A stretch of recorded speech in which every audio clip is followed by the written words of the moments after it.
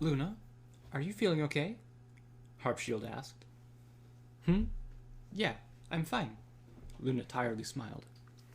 It had been a few hours since she confined herself in her personal realm to play Skyrim. Few hours since Luna was called upon in-game by some old hermits on some high mountain. Few hours since she and her companion walked into the Aura Forest. It was nighttime there, and with her Pony Beach headphones, the Princess of the Night could hear the owls hooting and crickets chirping all around her. The two celestial bodies that revolved around the Nearn looked very big compared to the sun on that day, and was the color of yellow gold with a hint of red.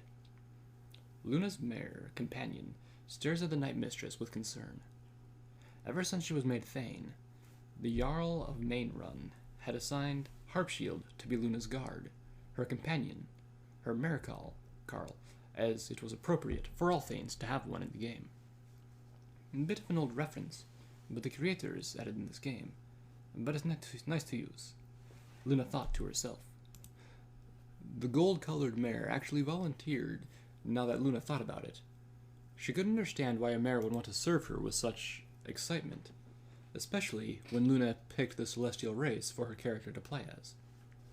Celestial ponies were beings that were physical and magical entities. They were in tune with nature and the stars above, and were considered godlike beings, except that they brought away easily with a banishing spell. Despite that weakness, many steer away from her kind, and would rather have them killed than walk through their cities out of fear. Surprisingly, though, she and the city welcomed her with open hooves. Hello, Earth to Luna. Luna felt a poke. You seem a little tense there, my Thane, Harpshield said. Well, I guess I am, Luna said. Pray, tell me why Thane is not well, Harpshield said. Well, it's just I've been wondering how the Jarl came to his position, Luna said. Ever since I arrived here, I received nothing but negative remarks about my kind. Why does Mainrun treat him and I so well? The mare stared at Luna like she was crazy. You seriously don't know? Luna nodded. Harpshield sighed as she lowered herself to get comfortable on a log. Well, my mistress, from what I can tell of your story, you were captured by Imperials. Is that correct? Luna nodded again. You see, not too long ago the Imperials and us Nords didn't view the Celestials as bad beings. Celestials and ponies together created such wonderful wonders together. Enchanting tables, the College of Winterhold, the formation of the Mages Guild, and almost every old city holds, you see everywhere, including Mainrun. The two got along just like a couple of best friends. Then the Aldemir Dominion showed up, Harpshield said with an edge on her voice. Those snobby elves thought they were the best at everything they do, especially with their connection to nature and the stars above them. They didn't take kindly to your kind, as your kind's presence defiles their religion, or something, she explained. Defies their religion? Luna asked. Harpshield nods with a disgusted look. Yeah, they believe that they were created by their elven divines, starting with their firstborns, the Aldmer. They have a connection to the world's magic core, which led the Aldmer to believe that they have the same trait as well. They claim their elders alone can manipulate the earth and skies around them, unlike us regular ponies can even imagine. But you guys can do even more than what their old codgers can do, and they see your race as a threat to their supposed position in this world, she said. But what did I do to the Imperials? I do not see how Celestials have done anything to do with having Imperials hate me, Luna said. Well, my master, in truth, Imperials don't hate you, Harpshield said. They still love you deep down, but the Dominion has a hold over their capital in the form of the White Gold Concordat, a so-called peace treaty that was formed between the Imperials and the Altmer after their last devastating war between the Somerset Isles and the Imperial Empire. One of those lines in that piece of paper states that Celestials are not to be acquainted or even contacted with. That's right, girly. Luna leapt from her back hooves and readily her front ones, with burning strands of pure plasma. Who dares interrupt our talk? Thou wish to be caught on fire? The voice chuckled. The vile laughter resonated with the mist of the trees. Oh, no. That would ruin the piece of robe that I've bought for this night's stroll.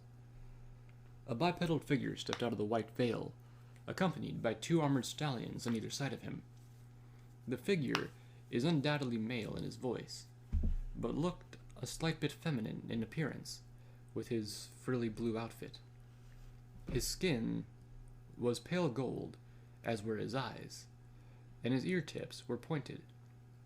His face was garbed with pony-like features. An elf, Luna thought.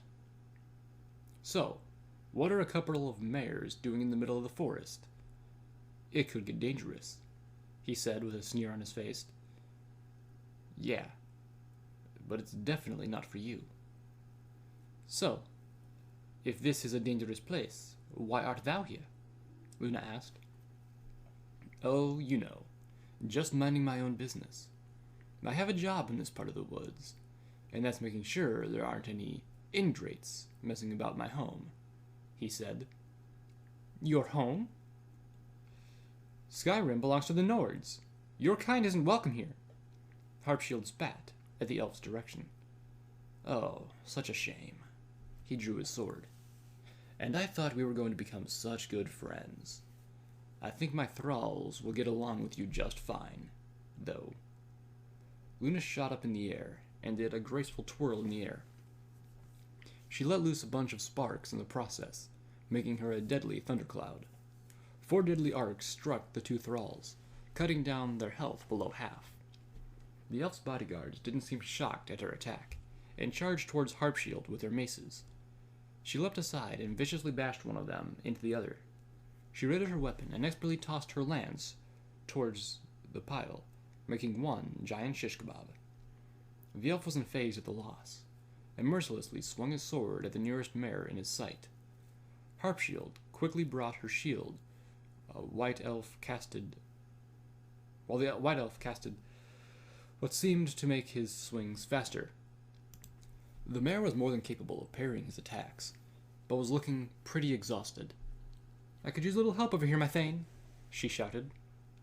Luna gathered all her magicka in her and conjured a shield of electricity around her. She then dive-bombed towards the elf while he was distracted by her housecarl. The sissy elf didn't even know what hit him until a giant swirling ball of plasma tackled him to the ground.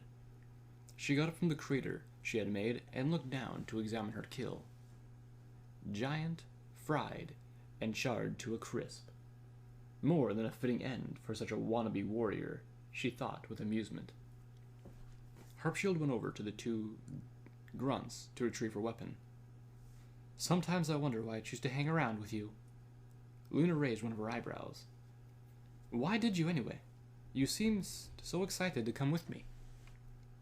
Well, to be honest with you, I was tired of that old castle of Mainrun. They made me patrol the gardens day and night, 24/7. I'm surprised they didn't make me take care of the plants, she said. Is that the only reason? Luna asked. Well, no, Harpshield said. I'm just curious about Celestials because, as much as I know about their history, I haven't exactly gotten around to knowing one. It's quite frustrating to be employed under one and not to know anything about your boss. You came around, and I knew I could eat 2 pies in one gulp. You're a strange man. Harpshield laughed. Well, you're certainly not the first to tell me that. Luna punched her lightly in the shoulder. Come on, Harp. We're moonlit here. We've got to get to Iverstead before sunrise. I haven't bought a camping set yet. Hey, this isn't called a cutie, you know, Harpshield said. What?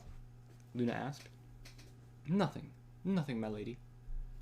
Harpshield's attention was suddenly on the night clouds. Luna face-hooved her forehead. let's get going before you get really annoying. Okay, milady, she said with a smile. The sun rose over the mountains, as if it had woken up from its slumber. It shined all its glory over the quaint town of Iverstead, a community that has formed underneath high Hrothgar, as ponies gathered at its base to climb up the 7,000 steps of Revelation. Legend has it that when you walk up to the top, you could hear the hums of the graybeards as they meditated, and their songs could add a few years to your life. Such pony nonsense any pony would believe in, Luna thought. A simple sound of some hermits couldn't magically give you a few more years to live. Although, she shouldn't say that out loud. It's probably blasphemy in these neck of the woods.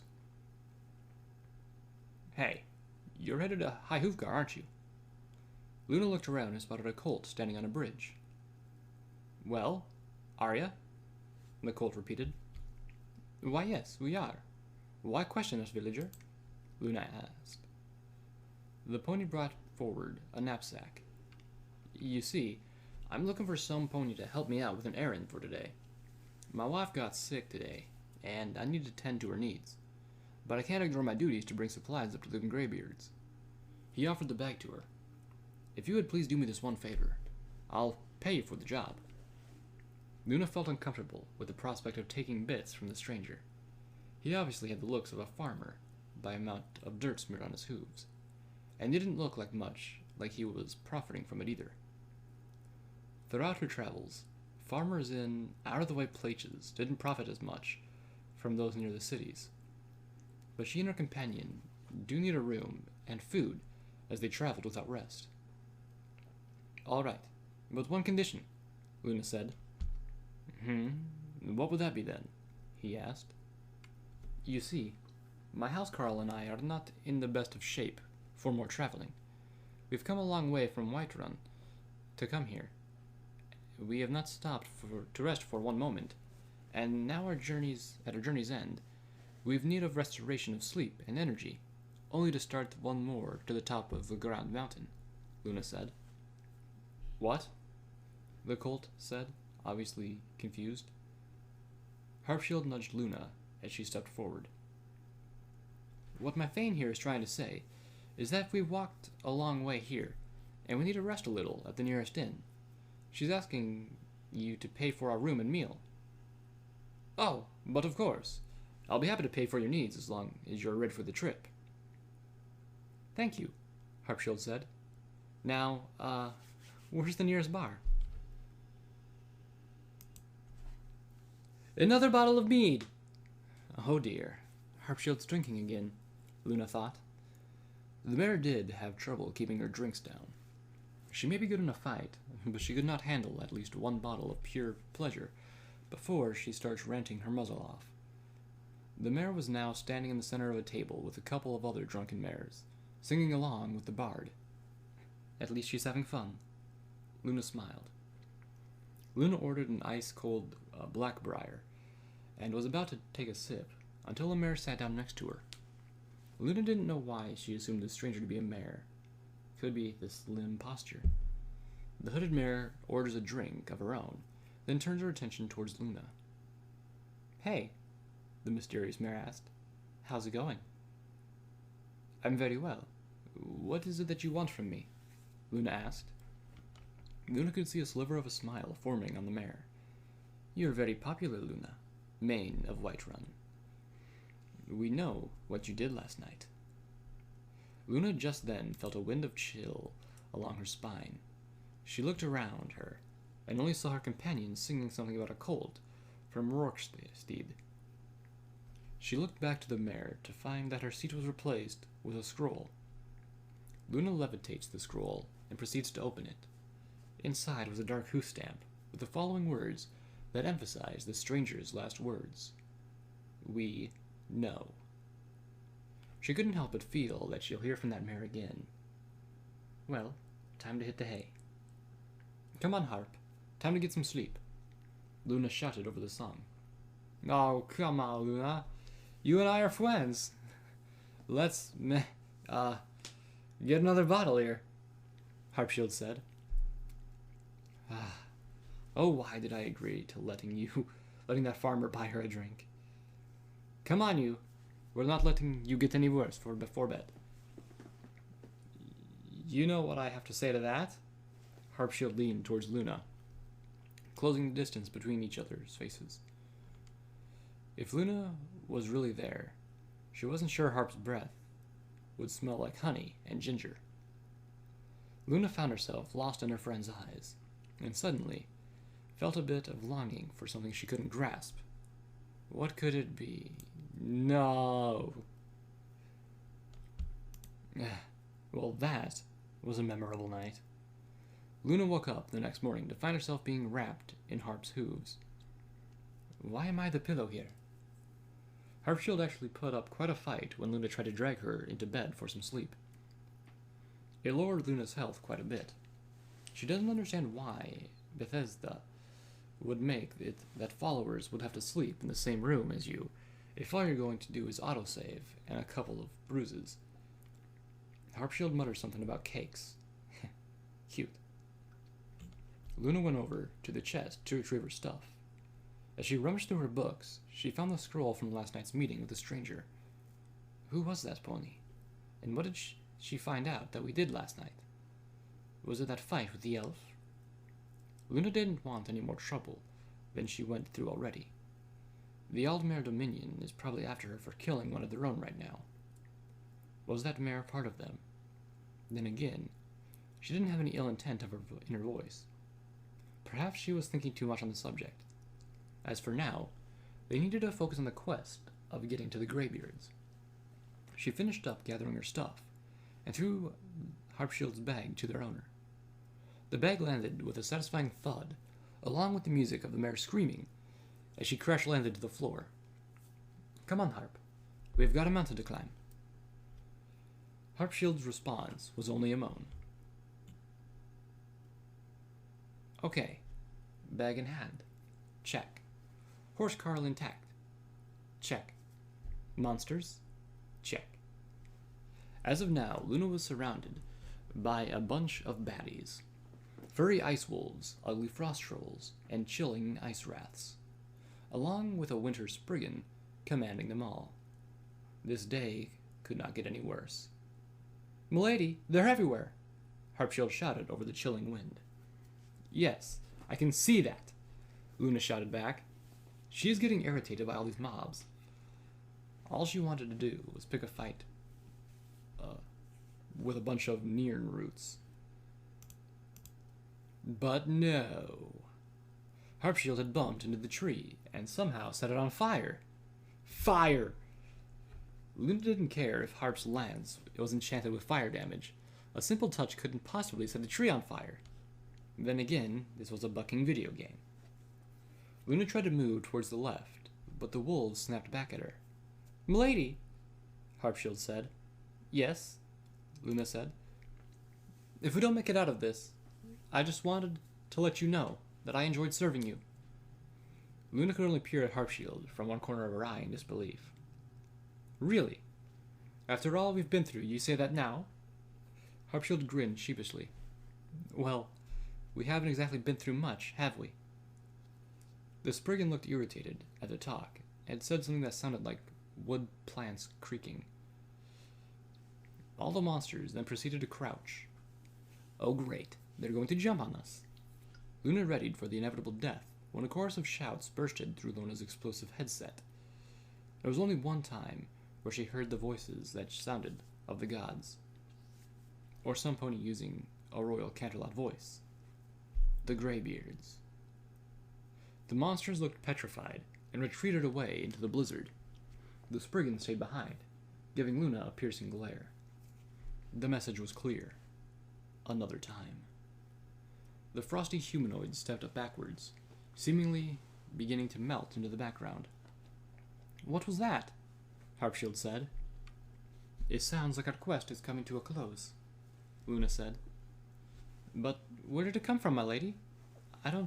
It seemed to have come from everywhere. Harpshield looked around for the source of the voices. The winds, meanwhile, seemed to swirl around the two mares a little more. Luna's hoof came into view as she tried to block her eyes from the stabbing gale. When the blizzard seemed to pass, Luna heard an audible gasp. Luna turned towards Harpshield. What are you going on about? Wah. In front of Luna was a looming stairway that led up 2 sets of massive doors. The keep looked to be the length of 2 football fields, and 3 times her sister's height. Those whose height happened to be a few inches below the standard height of a building's ceiling to floor. So it would be about 3 stories high. It was adorned with numerous towers the size of hills, and as Luna tried to look beyond the stone walls, she could see a pathway that leads toward the summit. What could it lead to, I wonder? The gray stone keep looked worn out from the constant freeze, but Luna was sure that the castle was infused with magic, so it doesn't wear out from the storm. If Luna could compare the keep to another, she would say it was more impressive than Dragon's Reach. Wow, I've heard stories of how big Hrothgar looks, but this is really amazing. Not even the Blue Palace looked this cool, Harpshield said. I think it's more impressive that the wind has stopped around us, Luna said. She could see that they were in the eye of the storm, as if they were in the middle of a hurricane. This magic could only be conjured by master wizards, yet these graybeards didn't even bother getting food for themselves. I guess they spent all their time doing whatever. I should just lay the food down in the chest, though. Luna was about to open the chest in front of the stairway when a notification popped up. Oh, come on. I was almost done. Luna reads the message and sees it as a party invite from Chaotic. Oh, what does he want now? Luna paused the game and went to go and accept the invite. As she enters the part, she sees a couple of gamer tags on the list. Twilight's Era, Chaotic Nuclear, Gamer Tia, Party Canon, Fabulous Gems, Sweet Bucking Cider, Shy Ponies 6, Dark Rainbolt No. 1, Love's Witchcraft, and Shining Royal G. Hey Luna, glad you could make it. What is it that you want? I'm in the middle of a quest here, Luna shouted. Ow. Sorry, Luna. Didn't know Skyrim meant that much to you. Chaotic sounded hurt. Luna realized she used the Royal Canterlot voice. Oh, I'm sorry. I didn't mean anything of ill moment. She heard a suppressed sigh from Gamer Tia. It's okay, Luna. It happens to all of us. Yeah. Emphasis on all of us. Dark Rainbow No. 1 said. Ow. My bucking ears. Rainbow Dash, be polite. That's the princess you're talking to, Twilight's Era said. Whatever. Can we just play already? Dark Rainbow No. 1 said. Sounded like she said that a lot today, Luna chuckled. Yes, we've waited quite long enough to gather this group together, and I say we play, Fabulous Gems said. Oh, I wouldn't mind waiting, Rarity. Maybe the other team could wait just a little more. Can they? Shy Pony 6 said. Ah, no, Fluttershy. I've waited too long for this match. We're gonna show them Griffins up a thing or two about ponies, Sweet Bucking Cider said, as she's getting all riled up. Well, we should wait for Luna at least, right, Shiny? Love's Witchcraft responded. Yeah. We can wait a little, right, Twily? Shining Royal G said. Twilight Z Era gave a loud groan. All right. Come on, Luna. Every pony's waiting for you. You do know we have a clan match today, right? Luna almost forgot that there was a Halo Reach match against the Griffin clan today. Come on, dear sister. Every pony is waiting, Gamer Tia said. No escaping now, eh? All right, every pony. I'm coming to the lobby now, Luna said, as Luna saved the game and brought out the disc for Halo Reach. She received a game invite. She clicked yes and then replaced Skyrim for Halo as she closed the tray. The screen lights up on the dashboard, disappears on screen, and darkens again as the console reads the disc's programming. All right, Let's win today, all right? Now, let me hear it, Twilight Zera said. The entire group responded with a shout. Go Team Awesome!